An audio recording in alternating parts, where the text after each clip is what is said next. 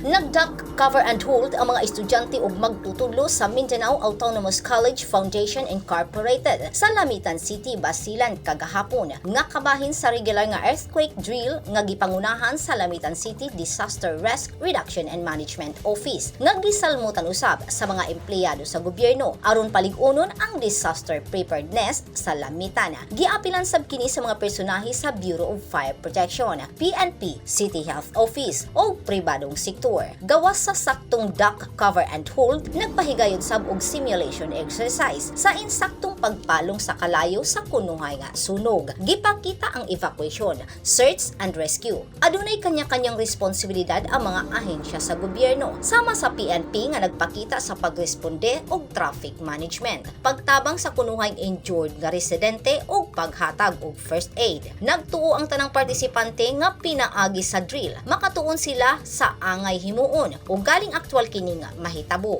Gisukod sab sa drill ang kaabtik sa pagresponde sa mga hingtungdang ahensya sa gobyerno. Grace Alcunaba, Newsline Philippines, Basilan Province. Stay safe.